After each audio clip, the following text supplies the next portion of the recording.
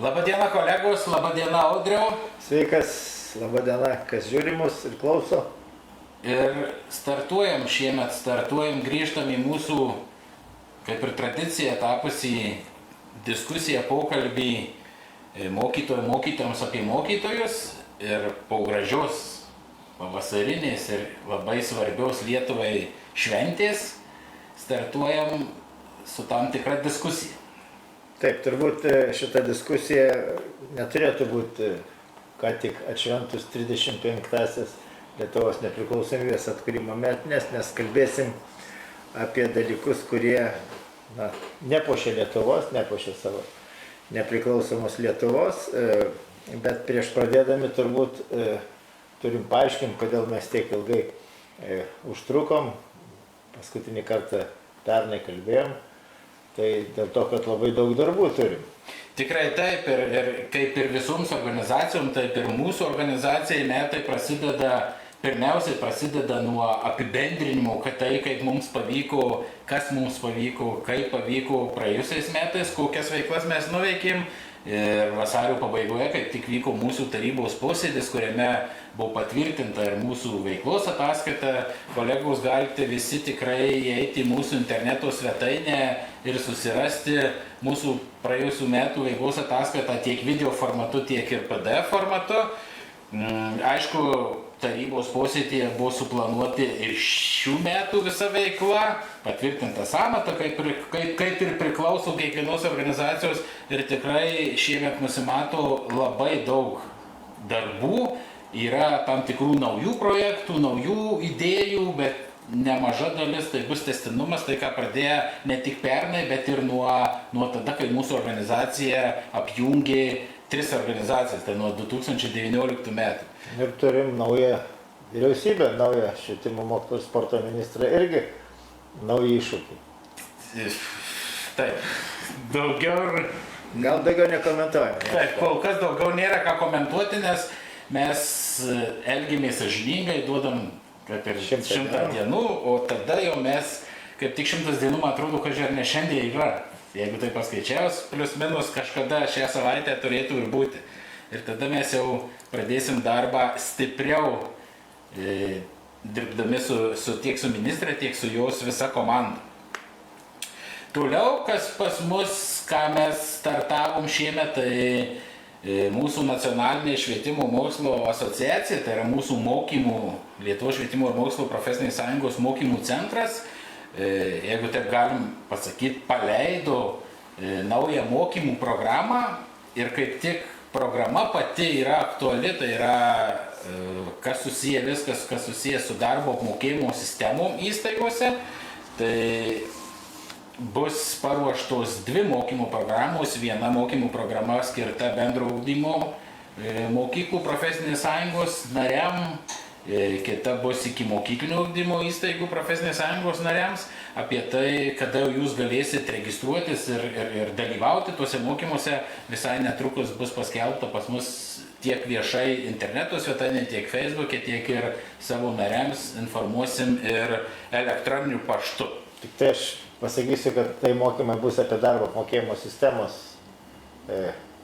įvedimą, kaip mokytojai profesinės sąjungos žmonės galėtų įvertinti galiojančias darbo apmokėjimo sistemas, kaip matytų kokius pakeitimus, kokius pasiūlymus teikti, vykdant suderinimo procedūrą, kas yra numatyta šakos kolektyvinį. Tikrai taip, ir apie tai, koks tai aktualumas, mes šiandien vėliau diskusijoje iš kalbos ir aptarsim, kad tai yra tikrai svarbus dalykas. Toliau norisi pasidžiaugti, kad nors ir visada mes prieš sakykime, taip, džiaugiantis tokiais dalykais, mes visada einam tuo keliu, kad nereikėtų mums nei darbo ginčų, nei teismų, mes visada ieškom konstruktyvumo, ieškom socialinio dialogo, jei nepavyksta su švietimo įstaigos vadovu, bandom kreiptis ir į savivaldybę, į steigėjus, bet turime išskirtinį atvejį, tai yra Rietavo savivaldybės Tverų gimnazija, kur laimėjom 2 instancijos teismą dėl neteisėto atleidimo ir mūsų profesinės sąjungos nariai laimėjom teismą, buvo išmokėta tiksliai nežinau, už visus metus. Arti 10 tūkstančių. Taip, arti 10 tūkstančių eurų. Tai yra džiugi žinia pačiai organizacijai, pačiai nariai, bet, kaip ir minėjau, mes nesinorėtų, kad tokių ginčių kiltų kuo daugiau ir labiau. Visada ieškom kompromisų ir visada stengiamės mes išvengti tų konfliktų, bet kada nepavyksta, tada kreipiamės ir turim rezultatą. Taip, šiuo atveju irgi buvo kalbėta ir su gimnazijos direktorė, ir su meru, ir ne vieną kartą buvo įrodinėjama, kad ieškokime sutarimą, ieškokime kompromiso, dėja nenorėjo nieko, tai dabar turim, ką turim. Mūsų narės teisės apgintos, bylas laimėjo. Ir dar trumpa informacija, kad mūsų organizacijas mes kartu ir kiti mūsų nariai dalyvavo antrame švietimo kodas forume, kuris vyko praeitą penktadienį Kaune. Tikrai daug ir dalyvių, ir daug tematikos, daug temų, daug diskusijų. Ir tikrai nelabai buvo įmanoma spėti sulakstyti ir apžiūrėti viską, kas yra, kas galbūt aktualu kiekvienoje salėje. Ir kiekvienos tos temos, mūsų tema buvo aktualumas, mokytojų pervargimas, perdegimas ir... Plačiai žodžio prasme, emocinė sveikata. Emocinė sveikata, taip. Tai mes diskusijose dalyvavom, priminėjom apie tai, ką mes esam, mūsų užsakymų mokslininkai yra atlikę tyrimą ir kokia realiai, gal nepribijokim to žodžio, baisi situacija švietimo įstaigose dėl viso psichologinio smurto, fizinio smurto, atskirais atvejais net ir, bent jau kaip mokslininkai savo išvadose rašo, seksualinio smurto švietimo įstaigose. Tai šita tema išlieka aktuali ir mes kaip profesinė organizacija jau pasikeitus, atėjus jau naujai vyriausybė, tai tikrai dėsim visas pastangas, kad tos problemos bent truputį judėtų į priekį ir būtų sprendžiamus, nes tai, kokie yra tyrimo rezultatai, kuriuos beje taip pat galite susirasti mūsų interneto svetainėje ir susipažinti su visų tyrimu, tikrai yra gąsdinantys ir nekeliantys jokių kažkokių tai vilčių, kad situacija keistųsi. Tai reikės dirbti ir tam užtruks nemažai laiko. Tai ačiū už tokią istorinę intarpą. Ir dabar perinam prie temos, o tema irgi šiek tiek susijusi su, aš sakyčiau, emocinė situacija mokykloje, nes eina kalba apie, kalbėsime apie dar vieną taupimo arba tariamo taupimo bandymą švietimo įstaigose, ypač daugiausiai kalbėsime apie priešmokyklinio ir ikimokyklinio ugdymo įstaigas. Ir turbūt eina kalba apie atlyginimų didinimą, tais jau, sakyčiau, liūdnai pagarsėjusiais 5,5%, kurie vienose įstaigose yra padidinti tokiu didžiu atlyginimai, kitose nėra padidinta. Ir dabar kaip tik mes dedame pastangas, kad būtų atstatyta teisybė, pažadai gyvendinti, įsipareigojimai, ne pažadai gyvendinti. Ir kartu mes dar paliesim tokį politinį aspektą, turbūt, nes labai daug yra kalbama apie didesnį savivaldybių savarankiškumą švietimą. Kad reikia suteikti didesnį ir tada Lietuva suklestės. Dėja, švietimas ir visa Lietuva. Tačiau mes matom, kad tai yra dar vienas pavyzdys, kad savivaldybės su dabartiniu savo savarankiškumu nesusitvarko ir tempia visą švietimo sistemą atgal. Tai kalbėti apie dar didesnius jų galių suteikimus būtų labai komplikuota. Tai turbūt pradėkime nuo to, kaip istorijos čia pradžia 2024 metų rugsėjo mėnesį, galima sakyti netgi metų pradžioje, 2024 sausio 1, kada pagal šakos kolektyvinę sutartį buvo didinami atlyginimai. Taip, reiktų priminti taip, kad tie 5,5% čia jau iš kontekstų išeina, bet visa priešistorija buvo tokia, kad dar 2023 metais, kada atnaujinom kolektyvinę sutartį, buvo sutarta tokie dalykai, kad 24 metais pedagogams darbo užmokestis didės 2 etapais. Tai yra pirmas etapas nuo 2024 metų sausio 1 dienos 10%. Tas ir buvo padaryta ir niekam jokių klausimų nekilo. Nes buvo priimtas įstatymas ir padidinti pareiginės algos koeficientai. Taip. Ir antra dalis 24 metų didėjimas, 23 metų sutarty buvo fiksuota taip, kad nuo 24 metų rugsėjo 1 dienos darbo užmokestis didėja ne mažiau kaip 10%. Įvertinus, nes tik tai kažkur birželio mėnesį Finansų ministerija gauna tikslius rezultatus, kaip augo vidutinis darbo užmokestis metais prieš tai. Tai tas 10%, ne mažiau kaip 10%, pernai ir buvo įvertintas birželio gale, kažkur Liepos mėnesį Finansų ministerija pateikė skaičius statistikos duomenų agentūra, Finminas, Lietuvos bankas, pagal visus tuos skaičiavimus, buvo pateikta, kad vidutinis darbo užmokestis augo daugiau kaip 10% ir pagal tai, kas buvo susitarta, buvo išskaičiuota, kad nuo rugsėjo 1 dienos pedagogams, mokytojams ir kitiems pedagogams darbo užmokestis turi didėti ne mažiau kaip 15,5%.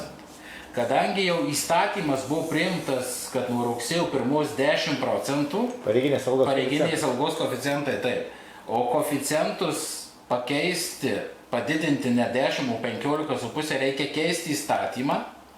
Tuo metu Seimas atostogavo, įstatymų nebuvo galima pakeisti, dėl to buvo priimtas vyriausybės nutarimas, kas taip pat yra teisės aktas, ir vyriausybė tam tikslui skolinosi apie 30 milijonų eurų ir pakeisdama mokymo lėšų metodiką, vyriausybės nutarimą, visą finansavimą darbo užmokesčio fondą visoms švietimo įstaigoms padidino ne 10, o 15,5%.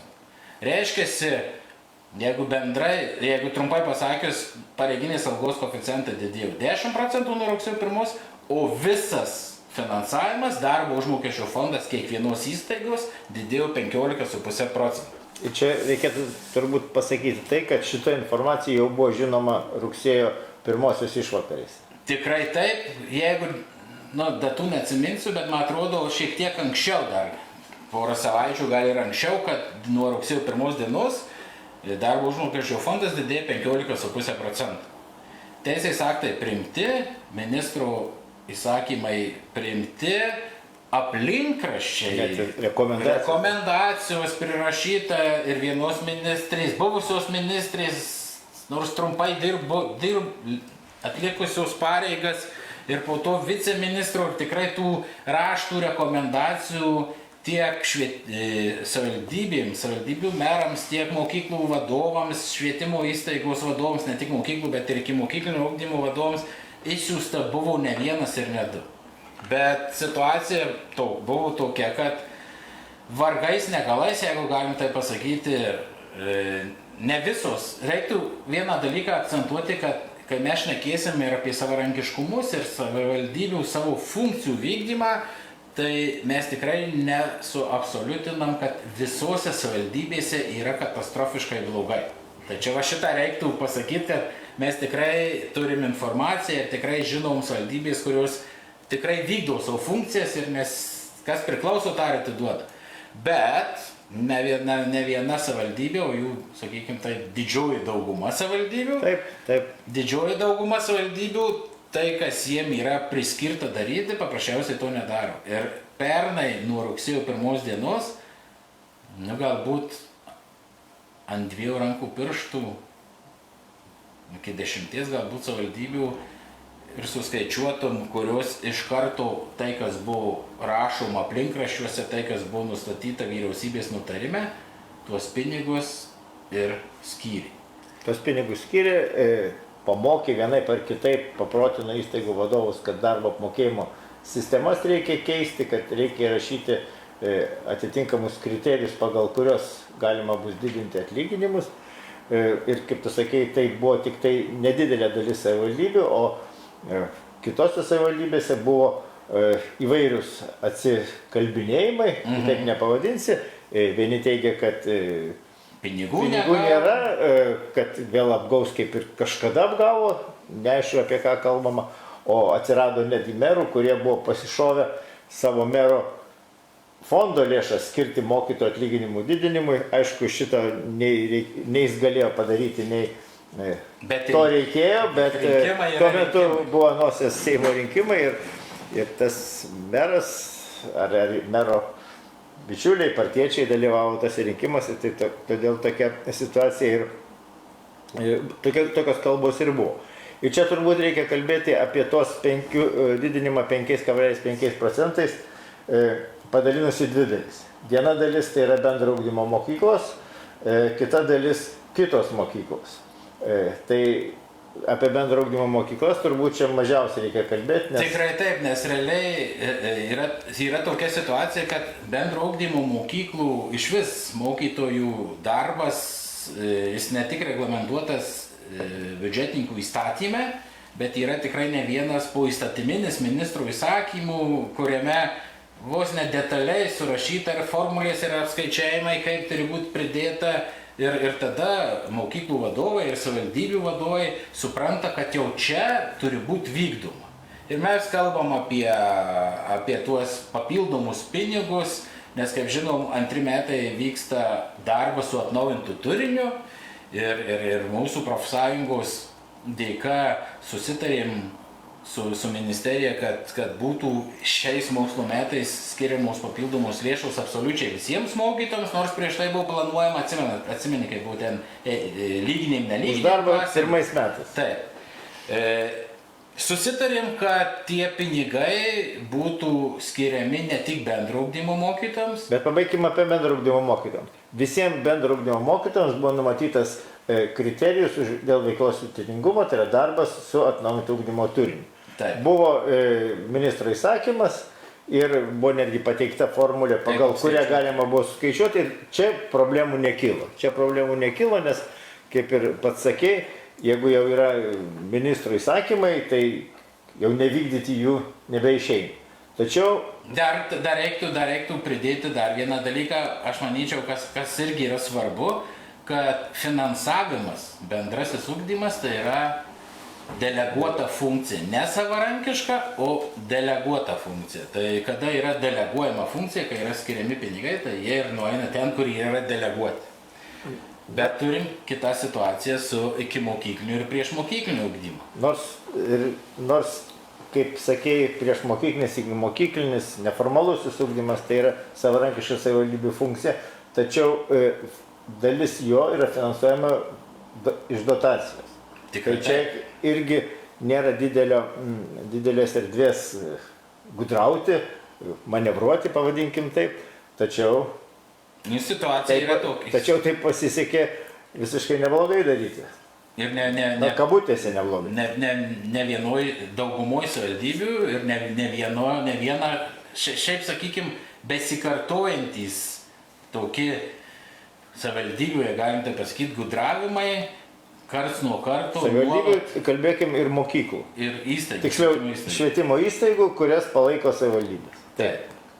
Tai tas gudravimas tikrai yra ir nuo 24 metų, kaip sakiau, ne visos savivaldybės vykdė tai, kas jom priklauso, kad gautus pinigus, netgi vyriausybės paskolintus pinigus, atidavė mokytojams, pedagogams iš karto nuo rugsėjo 1 dienos.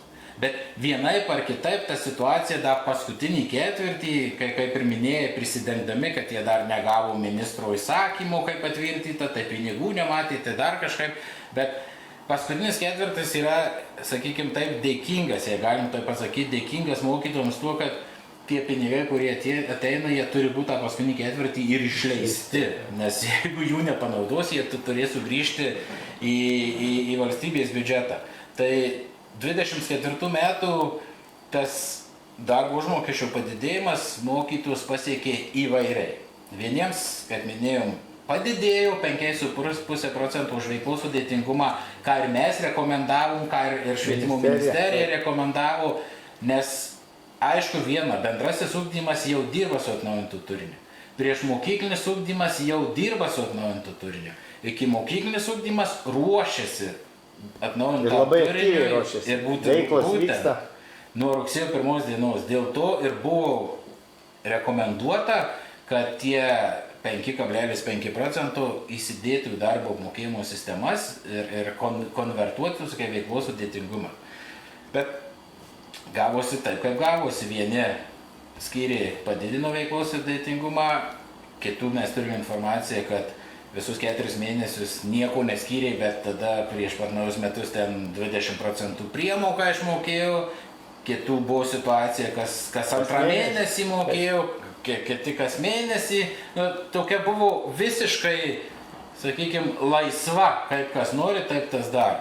Bet vienaip ar kitaip metai užsibaigė, tie pinigai, kurie buvo skirti, jie vienaip ar kitaip buvo išmokėti pedagogams. Bet čia turbūt nereikėtų, iš vienos pusės galima džiaugtis, kad atlyginimai mokytam didėjo daugiau nei 10%, kaip ten kokie buvo sukurti lūkesčiai, tačiau jei nebuvo didinamas pareiginės algos koeficientas, aiškių dydžių, kad būtų aiškiai matoma, tai įvairios priemokos, mokamos vienaip ar kitaip, neleido įvertinti, kokiu dydžiu, pagal kokius kriterijus buvo didinimas atlyginimas. Taip, atlyginimas padidėjo, bet ar padidėjo tiek, kiek buvo sukurtas lūkestis, tiek, kiek kitiems tokį patį darbą dirbantiems mokytojams nebuvo. Ir čia bėda, reikia kartoti ir kartoti, kad nebuvo švietimo mokslo ir sporto ministerijos aiškaus nurodymo, o buvo duota laisvė susitarti, liūdnai pagarsėję, aš kitaip nepasakysiu, vidiniai susitarimai mokyklose, kurios labai propaguoja, tai vidiniai susitarimai, gebėjimas tartis viduje mokyklose sunkiai sekėsi. Nors buvo ministerijos rekomendacijos ir dėl priešmokyklinio ugdymo, ir dėl ikimokyklinio ugdymo. Tačiau... Netgi kriterijų pasiūlė. Taip, nes įstatymas leidžia, įstatymė parašyta, kada privalomai turi būti didinimas dėl veiklos sudėtingumų, pavyzdžiui, darbas su specialiais ugdymo poreikiais, darbas su užsieniečiais, dar kiti yra. Ir kitas punktas yra, kad kitais susitartais kriterijais ministerija kartu su mumis suderinę pateikėm, koks tai galėtų būti kriterijus, bet... Na ir čia tas vėl vadinamas savarankiškumas. Ar tokio savarankiškumo reikia? Čia turbūt klausimas retorinis, atsakymą kiekvienas besiklausantis ir suprantantis šitą situaciją darys. Ir dabar mes ką turim? Mes 2024 metai baigėsi, finansavimas lūkesčiai dėl atlyginimo didinimo 15,5% yra sukurtas visiems mokslo metam.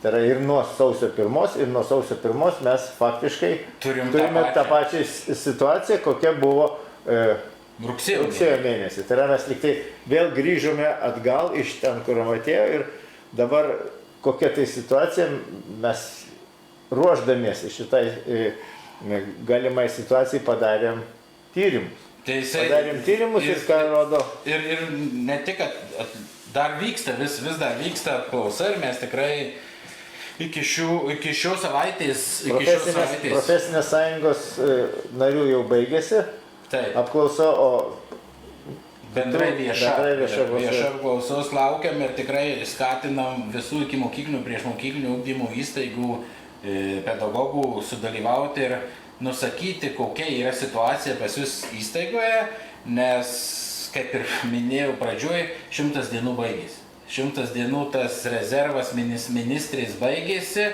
ir jau kitą savaitę mes tikrai su informacija, kurią mes turim, o ta informacija nėra džiuginanti, mes su visais tais skaičiais keliausim tiek ir pas švietimo ministrė, tiek ir yra žinių, kad ir švietimo komitetas ruošiasi kitą savaitę svarstyti šitą klausimą, įtraukti į darbotvarkę vis dėlto kokia situacija su tais atlyginimais.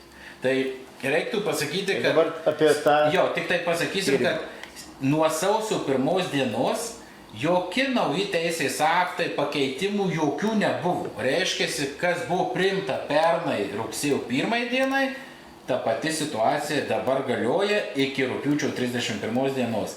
Visos savivaldybės pinigus žino, kiek yra, nes yra sausio ten apie 20 dieną ministro įsakymų patvirtintos visos lėšos kiekvienai savivaldybei. Ir tikrai negali būti tokių pasakymų, kad mes dar nežinom, kovo 12 dieną, kokie jų, tuo labiau, kai, man atrodo, berods jau visos savivaldybės ir savo biudžetus patvirtinę turėtų būti. Taip. Tikrai taip.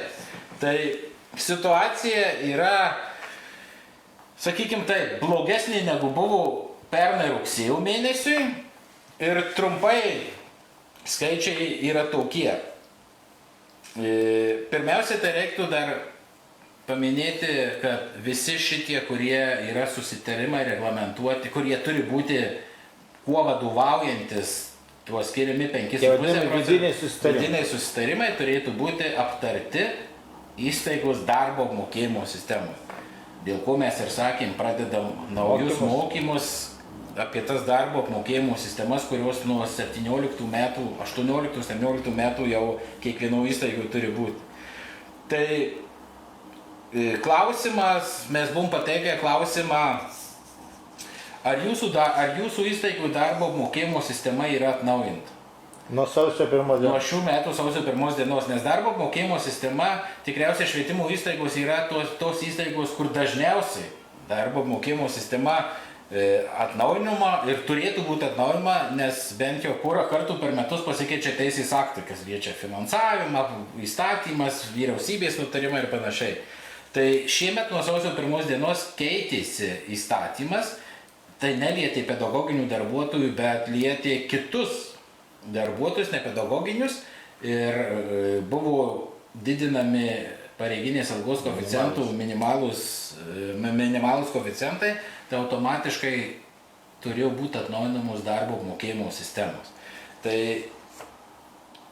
įstaigose 74% respondentų, čia apklausoje dalyvavo daugiau kaip 100 mūsų organizacijos pirmininkų, ta prasme pirmininkų, kuriuose mes turime iki mokyklinių įstaigose. Tai nepilnai 75 įstaigose yra atnaujinta darbo apmokėjimo sistema. O kitaip galima pasakyti, kas 4 nėra to padaryti. Tikrai taip. Tada, kaip jūs puikiai visi žino, darbo apmokėjimo sistemą atnaujinti, darbo apmokėjimo sistema pagal įstatymą yra patvirtinama vadovo, bet prieš tvirtinant darbo apmokėjimo sistemą reikalinga atlikti tam tikras procedūros, kurios numatytos tiek darbo kodekse, tiek ir šakos kolektyvinėje sutartyje. Tai yra, ar jos turi būti atlikta informavimas, konsultavimo procedūros ir suderinta su profesinė organizacija. Tai ar buvo suderita, panašiai 72%. Tai logiška, jeigu nėra atnaujinta, tai nieks niekur nederina. Sekantis buvo klausimas apie tuos 5,5%. Ir 5,5% čia buvo klausimas apie tai, kas atliepiant į tas rekomendacijas, kurias reiktų pabrėžti, kad praktiškai pakartojo jau ir nauja ministrė uždėdama savo parašą, nes rugsėjo mėnesį buvo buvusios vyriausybės ministrės parašas, sausio mėnesį jau nauja ministrė išplatino visiems meram raštą, kad tie pinigai skirti ir kad jie turi būti skirti. Čia buvo dar vienas priminimas ir dar viena rekomendacija antrą kartą pakartoti. Būtent. Tai atsakymas, ar apie tai kažkoks kriterijus darbo apmokėjimo sistemose yra, tai 51% pirmininkų atsakė, kad toks kriterijus darbo apmokėjimuose yra. Tai reiškia pusė. Tai čia vėlgi galima pasakyti, kad ministrės rekomendacijos aktualios yra tik tai pusė. Kas antram švietimo įstaigos vadovui, kurių darbdaviai yra savivaldybių merai. Būtent. Ir paskutinis klausimas, kuris buvo užduotas respondentam, nes ir aplinkraštyje tai parašyta, kad rekomenduojam, kad būtų kriterijus dėl veiklos sudėtingumo už atnaujintą turinį, bet galbūt galėtų būti kažkokie kiti susitarimai ir panašiai. Tai paklausus pirmininkų, organizacijų pirmininkų, ar yra kažkokie kiti susitarimai. Dėl atlyginimo padidinimo. Taip, būtent dėl tų 5,5%, tai nepilnai 19% atsakė, kad kažkokie susitarimai, ten priemokos ar kažkas tokio panašaus, įstaigose darbo apmokėjimo sistemose yra. Tai situacija, aišku, mes dar savo apklausos nebaigėm, tyrime prašom dalyvauti ir mes užbaigsim tą apklausą, kaip sakiau, šį penktadienį po pietų ir su visais šitais duomenimis mes kreipsimės kitą savaitę tiek į ministeriją, tiek ir į švietimo komiteto narius, kurie jau kreipėsi į mus, kokia yra situacija, bet faktas yra tai, kad pinigai skirti, mokytojai dar šiai dienai, nors šiandien jau kovo 12 diena, tai, kas jiems priklauso, negauna. Čia aš papasakosiu tokį, nežinau, vėlgi tragikomiška situacija, kad iš vienos Žemaitijos švietimo įstaigos kreipėsi mūsų žmonės, kad jiems nuo praeitų metų rugsėjo mėnesio iki gruodžio 31 buvo padidinti pareiginės algos koeficientai 5,5%, o nuo sausio šitas padidinimas nuimtas. Atlyginimai vėl grįžo sumažinti atlyginimai. Ir kada mes paklausėm, kodėl taip atsitiko, mums buvo pasakyta, kad mokyklos administracija pasakė, kad nėra skirta papildomų pinigų, todėl nėra galimybės kelti koeficientus. Tai reikėjo vieno skambučio į Švietimo ir mokslo ministeriją, paklausti, ar jie žino šitą situaciją ir prašymo, kad darbuotoja Švietimo ir mokslo ministerijos paskambintų į tą mokyklą, literaliai 10 minučių užteko, kad ta problema išsispręstų ir direktorė paaiškino, kad jinai netaip perskaitė teisės aktą, ar direktorė, ar buhalterė, kažkas iš administracijos netaip perskaitė teisės aktą ir pažadėjo, kad 100% atlyginimai bus padidinti, o tas nesumokėtas skirtumas sausį vasarį mėnesį bus kompensuotas.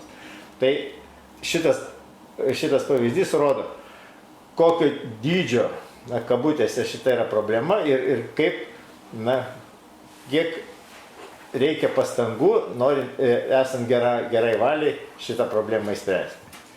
Deja, į visas įstaigas turbūt neužteks ausų, telefonų neužteks skambinti ir turbūt įstaigų vadovai kompetentingai perskaityti 2 lapų rekomendacijas. Turėtų būti. Šiaip už tai atlyginimą gauna, kuris beje taip pat 5,5% yra didesnis, nes pasikartosim, nes tie 15,5 darbo užmokesčio fondas liečia ne tik mokytojus, liečia absoliučiai visus pedagogus, įskaitant švietimo pagalbos specialistus, mokytojus, direktorių pavaduotojus, skyrių vedėjus, visą pedagoginį personalą. Ir dabar aš norėčiau dar vieną aspektą paliesti. Atlyginimas šitas didinimas, jau kaip mes sakėm, galimas 2 būdais. Vienas būdas yra pareiginės algos koeficiento didinimas dėl veiklos sudėtingumo už sutartą kriterijų įrašyti darbo apmokėjimo sistemą. Kitas būdas yra priemokomis. Ir vėlgi profesinė sąjunga, mes visada kartojam, kad tvaresnis mokytojui palankesnis būdas yra didinti pareiginės algos koeficientą, tačiau teisės aktai leidžia ir mokėti priemokas. Tai gal trumpai apie tai, kuo skiriasi, taip, koks yra didinimo būdas geresnis ir aš tada vėlgi papasakosiu tikrą istoriją įvykusią šio klausimu. Tai atsakymas labai trumpas ir labai aiškus. Diskusijų nekyla, tada nekyla jokių diskusijų, interpretacijų ir panašiai, jeigu atlyginimas didinamas, didinant pareiginės algos koeficientą dėl veiklos sudėtingumo. Nes tai yra aiškiai parašyta, aiškiai apskaičiuojama, jeigu darbo apmokėjimo sistemoje yra nustatyti kriterijai, nes čia 5,5% reiktų paminėti, kad yra būtent papildomi pinigai ir to rekomendacija už darbą su pasiruošiant atnaujintam turiniui ar dar kažkokie kiti kriterijai. Nes tų kitų papildomų kriterijų, kurie yra numatyti įstatyme už darbą su specialiais ugdymo poreikių mokiniais užsieniečiais, jie toliau pliusuojasi. Reiškia, turėtų būti ten 5,5 plus 5 minimaliai, nes ten nuo to startuoja, nes pinigai yra skirti. Pinigai skirti ir tai žino visos valdybės ir jie skirti absoliučiai visiems metams, nuo sausio 1 iki gruodžio 31. Visiems mokytojams, visiems pedagogams. Visiems pedagogams, taip. Kaip tu sakei apie priemokas, gali būti variantas priemoka, bet jau šitoje vietoje tada jau gali atsirasti įvairių interpretacijų. Tai pirmas dalykas, darbo apmokėjimo, ta pati darbo apmokėjimo sistema. Veiklos sudėtingumas aiškiai parašyta. Už darbą 5,5 jokių ginčių nėra, apskaičiuojama išmokam. Jeigu mes rašom priemoką, tada jau reikia detalizuoti, kaip apskaičiuoti. Nes tada priemoka mokama nuo ko?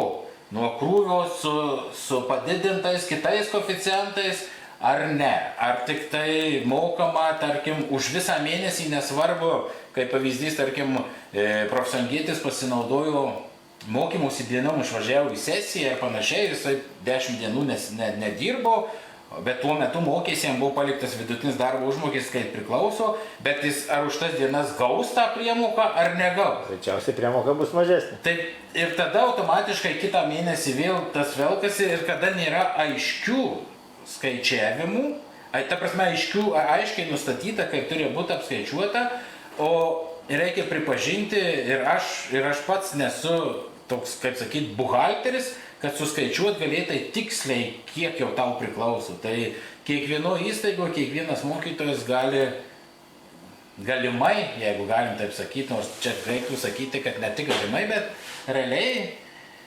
negautų tiek darbo užmokesčio, jie būtų mokamas kaip veiklos sudėtingumas. Nu, žodžiu, būtų eilinį kartą aukštai sukelti mokytojų lūkesčiai neįgyvendinti. Mokytojai daugiau ar mažiau būtų nuvilti. Tuo labiau jeigu... Arba palikti jie, jeigu net ir išmokamos tos pačios tiek pinigų, kiek ir žadėta, bet paliekamas toks abejonės debesis. Ar tikrai teisingai sumokėta? Tuo labiau, kad vėlgi lyginant, kaip kitose, kaip mes matėm nuo gruodžio mėnesį, kada nemokėjau, 4 mėnesius nemokėjau, tada 4 mėnesį gruodį išmokėjau 20% ten, bet realiai, matematiškai sudėlioju skaičius, kada tu kas mėnesį, dirbdamas etatu, neturėdamas kitus ten veiklos sudėtingumų, o tik tai tuos 5,5% sudėjus ir paskaičiavus, kad tu vieną kartą gauni tik tai 20%, tai yra ne ta pati suma. Tai paprasčiausias ir aiškiausias būdas ir svarbiausia, kad pinigai tam skirti. Tai nėra taip, kad kažkur trūksta, kažko vyriausybė nedavė, viskas numatyta biudžete. Viskas yra. Ir čia tik tai reikia, aš nežinau, reikia vykdyti tai, kas yra vadovų pareiga. Na, aš manau, kad tai yra jau geros valios geriausiu atveju, o blogiausiu atveju visiškos nekompetencijos reikalas. Nes aš dabar papasakosiu apie dar vieną gautą skambutį. Aš prieš savaitę parašiau tekstą apie tai, ką mes šiandien šnekam ir kad mokytojams palankiau yra rekomenduojama didinti pareiginės algos koeficientą tais 5,5% ir sulaukė skambučio iš švietimo įstaigos vadovo, neprisistačiusio, aišku, su griežtu priekaištu, kodėl mes neteisingą informaciją skleidžiam. Kodėl mes sakome, kad privalo būti didinamas pareiginės algos koeficientas, o nepasakome, kad gali būti mokamos priemokos. Aišku, pokalbio metu aš paaiškinu tą, ką mes ir dabar sakėm, kad taip, pareiginės algos koeficientas geriau didinti, bet priemokos irgi galimos. Ir tada Aš išgirdau keistą, iš pirmo žvilgsnio keistą klausimą.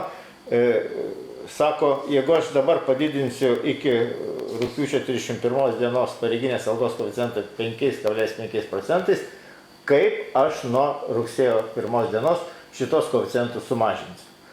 Tai prieš tau, sakant, kas laukia mokytojų 25 metų rugsėjo 1, aš noriu atkreipdėmėsi, kokie motyvai verčia dalį įstaigų vadovų, konkrečiai tą įstaigos vadovą, priiminėti sprendimus.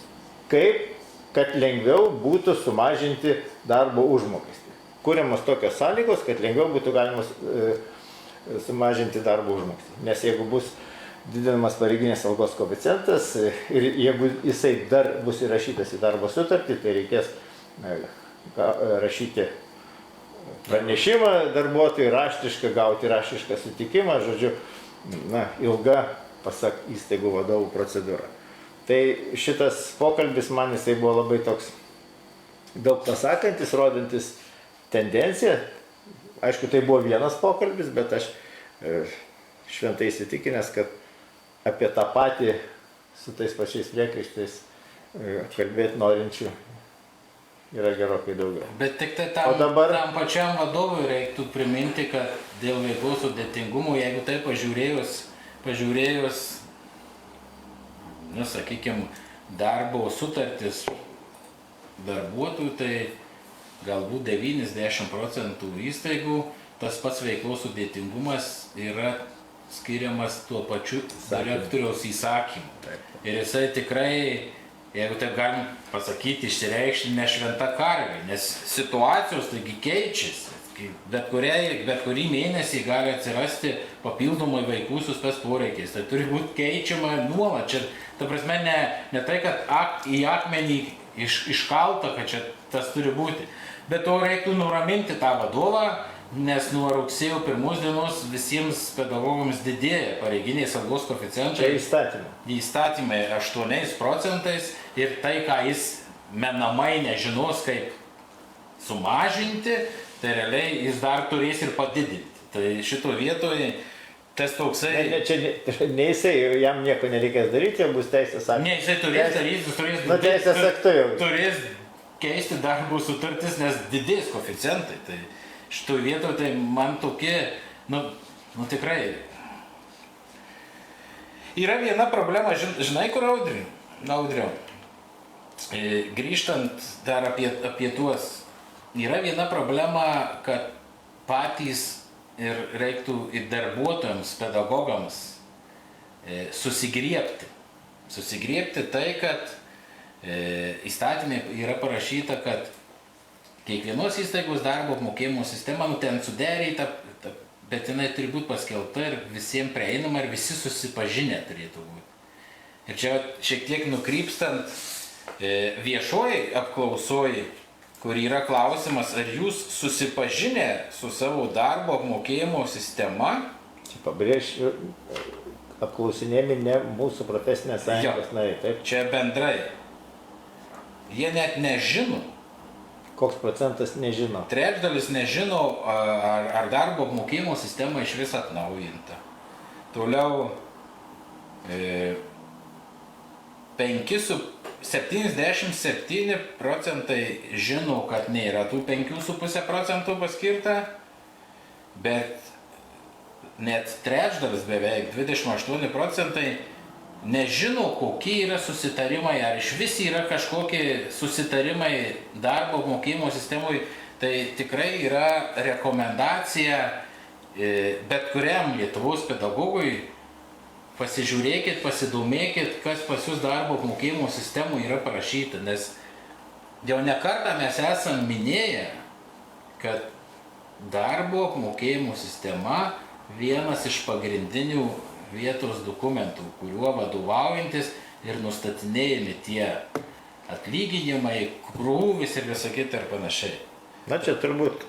Čia toks priminimas. Apginant tos mokytojus, kurie galbūt nepasinaudoja savo teisę žinot, paklaust, Na nežinau, čia apginant, neapginant, tik tai mes puikiai žinom, kokia yra emocinė, psichologinė situacija mokyklose ir kai kur yra tiek jinai bloga, kad netgi paklausimas, klausimų uždavimas susijusius su darbo sąlygom, su darbo užmokesčiu yra traktuojamas kaip nelojalumo, nepagarbos valdžiai, vadovui ženklas. Ir todėl dėja reikia pripažinti, kad daugelis mokytojų, nenorėdami turėti savo problemų, nenorėdami užsitraukti vadovų ar jo kompanijos pykčio, tiesiog nesidomi. Bet ne veltui mes gaunam nemažai anoniminių skambučių. Tai faktas, kad mes gaunam ir mes raginam kreiptis, jeigu yra kažkokios problemos, ir dar tik priminti, kad kai jūs visiems darbuotojams, kai jūs sužinot nuo tos dienos, kad jums blogai mokamas darbo užmokestis, jūs turit 3 mėnesius. 3 mėnesius kreiptis į darbo ginčų komisiją. 3 mėnesių laikotarpis ieškoti teisybės. Taip, ieškoti teisybės. Tai dėl to mes tikrai raginam, dar turit laiko pateikti savo nuomonę. Tikrai ta apklausa, kurią mes organizuojame, yra anoniminė, jūs neskelbiami, jūsų duomenys, asmeniniai duomenys tikrai neskelbiami, bet jūs tikrai, jeigu turit galimybę, pasimkit savo įstaigos darbo apmokėjimo sistemą ir pasižiūrėkit, kas ten parašyta ir sudalyvavę mūsų apklausoj, informuokit kokią situaciją, nes mums reikia tikrai realių duomenų. Pasikartosiu, nes kitą savaitę mes ruošiamės apie tai diskutuoti su švietimo ministre. Tai, nežinau, čia galima apie šitą kalbėti daug įvairiais aspektais, bet tendencija aiški. Tendencija aiški, kad tose situacijose, kada yra aiškus centrinės valdžios nurodymai, kaip elgtis vienais ar kitais klausimais, problemų kyla gerokai mažiau. Kada yra viskas paliekama savivaldybėm ir jos pavaldume esančiose mokyklų susitarimuose, problemų iš karto padidėja. Kaip ir tu sakei, tikrai yra mokyklų savivaldybių, kur yra puikiai tvarkomasi, bet yra mokyklų savivaldybių, kur yra visiška bėda. Ir tada, čia nežinau, čia retorinį reikėtų padaryti išvadą, kad politikams, tiems, kurie kalba, kad reikia suteikti didesnį savarankiškumą savivaldybėm ir savarankiškumą švietimo srityje, reikia gerokai pagalvoti, įvertinti dabartinę situaciją, įvertinti savarankiškumo suteikimo pasiekmes ir tik tai tada priimti sprendimą. Ir prisidėjimas prie tokios apklausos yra argumentas, kad su savarankiškumu reikėtų neskubėti. Ir paskutinis dalykas, mes galim girtis, kad profesinė sąjunga štai padarė apklausą ir turim tokią informaciją. Bet iš tiesų normaliam pasauliu neprofesinė sąjunga turi daryti šitokius tyrimus. Ir tokius duomenis turi pateikti valdžios institucijos, nes ne profesinė sąjunga, o būtent valstybė, valdžios institucijos finansuoja šitą procesą ir tikrai jos turėtų būti suinteresuotos išsiaiškinti, kur eina jų pinigai, ar pasiekia tas vietas, kur tie pinigai yra skirti. Ir čia turbūt pavyzdžių.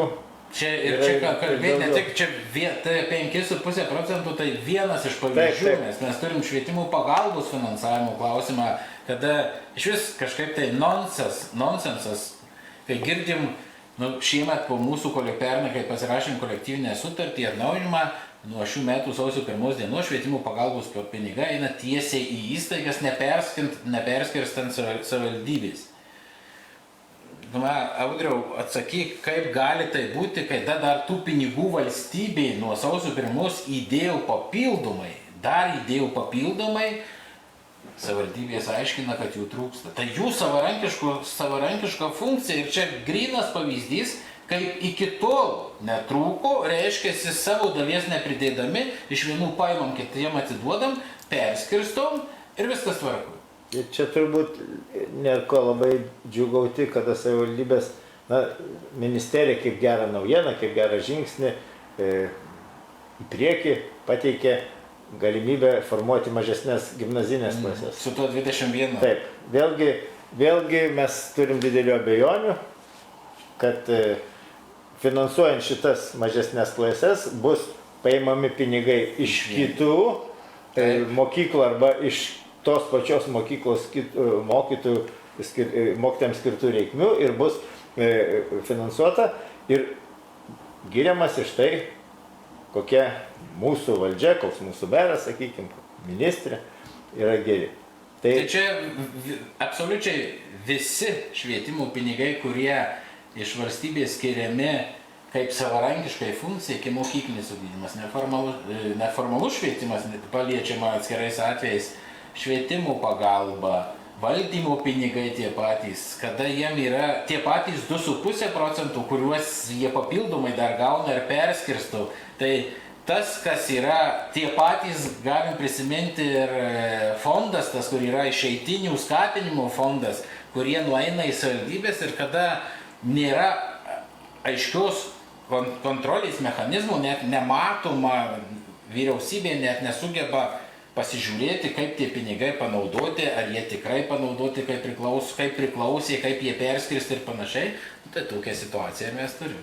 Čia turbūt pabaigai mes galim, tu pirmininkas, aš pavaduotas organizacijos vardu, gal galim pažadėti nominuoti Nobelio premiją tą, kuris sukurs mechanizmą, leidžiantį pasižiūrėti, kiek tikslingai yra naudojama švietimo dotacija. Ekonomikos srities. Ekonomikos srities. Gal taikos netgi, nes tai užtikrins savotišką taiką švietimo įstaigose. Tai ačiū už įžvalgas tau. Dar yra, jei galim, keli trumpi klausimai. Norėjau dar apie kelis klausimus gavom. Jo, keli trumpi klausimai, tai būtų, prašau patikslinkit, jeigu dar keli metai švietimo specialistams buvo padidinta už veiklos, ar turėjau pridėti dar minėtus 5,5%. Pasikartosim, kad 5,5% tie nuo rugsėjo 1 dienos 24 metų švietimo pagalba visiems pedagogams, švietimo pagalbos specialistams, mokytojams, vadovams, pavaduotojams, skyrių vedėjams, pinigai buvo skirti tam, vyriausybei pasiskolino papildomai 30 milijonų eurų. Taip, toliau kokia tikimybė, kad 5,5% bus užmokėti nuo 24 metų rugsėjo 1 dienos. Čia klausimas nelabai aiškus, bet kaip suprantu, klausia, ar galima, jei nebuvo mokama nuo rugsėjo 1 dienos, ar galima, dabar sužinoju, ar galima susigrąžinti tą... Už praeitus metus nieko negalim pasakyti, nes jau biudžetas įvykdytas ir uždarytas, o 25 metais taip, šitie pinigai yra skirti ir jūs turite teisę gauti didesnį atlyginimą, tik tai jau čia reikia eiti tais keliais, kuriuos mes paminėjom, tai yra žiūrėti darbo apmokėjimo sistemas, o jeigu ten nieko nežiūrėsit, konsultuoti su profesinė sąjunga, teisininkais, jeigu jūs nesat profesinės sąjungos nariai, ir tada ieškoti teisybės darbo ginčų komisijos. Kaip elgtis, jei procentai pridedami tik nuo kovo mėnesio, kaip suprantu, turi būti nuo sausio, motyvuoja tuo, kad laukia naujo biudžeto. Čia pas mus tas užburtas. Biudžetiniai metai prasideda 2025 metų sausio 1 dieną. Ir tikrai šitas padidinimas turi būti nuo sausio 1. O dabar jeigu jau, kaip sakyt, labai gerai, kad jau nuo kovo jau rado tą biudžetą, bet šiaip tai tikrai vadovas su profesinė sąjunga turėtų tartis, kaip tas kompensuoti už tuos 2 mėnesius tą skirtumą. Ir paskutinis klausimas buvo, kiek laiko gali būti mokamas procentas už užsienietį, ar yra laiko terminas 1-2 metai iki mokymų? Iki 2. 2 metai. 2 metai. Taip. Tai ką, kolegos? Baigiam, Audriau. Baigiam, nes tema iš tiesų yra begalinė ir reikia pabaigti. Aš manau, kad svarbiausius dalykus mes pasakėm. Kryptis, kur eiti irgi. O jeigu kyla daugiau klausimų, skambinkite švietimo ir mokslo profesiniai sąjungai, rašykite ir atsakysim. Ir turbūt ilgiau. vis dar yra aktyvi nuoroda ir jie gali atrasti mūsų Facebook paskyroje, kad sudalyvaukit, pasižiūrėkit, kokia situacija jūsų įstaigos darbo apmokėjimo sistemoje, nes, kaip sakiau, mes duomenis vis dar renkam, ruošiamės susitikimui, kitos savaitės susitikimams. Ir visiškai pabaigai primenam, kad mūsų, kaip ir kiekviena transliacija, netrukus šiandien arba rytoj bus įdėta į mūsų YouTube kanalą. Ir priminimas, kad jau praktiškai galima deklaruoti savo praėjusių metų pajamas išlaidas mokesčių inspekcijai ir kaip ir kiekvienais metais mes prašome jūsų paramos, pagalbos, prisidedant prie tikrai gražios akcijos, kuri šiemet vyks jau mūsų iniciatyva 4. kartą.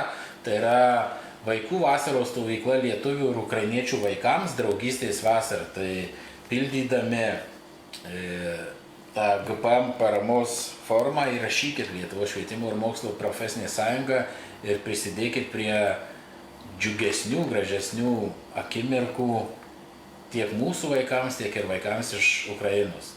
Be to, jūs galite tikrai mūsų interneto svetainėje tiek pažiūrėdami ataskaitą mūsų nuveiktų praeitų metų veikloje, tiek ir panaršydami plačiau daugiau mūsų interneto svetainėje jūs galite tikrai rasti apie kas vyko, kokios pramogos, kaip vaikai džiaugiasi ir tie visi džiaugsmai, viskas buvo tik tai jūsų dėka. Tai ačiū jums visiems, gražios dienos, gražaus įsibėgėjančio pavasario ir laimės. Ačiū visiems. Viso gero. Viso gero.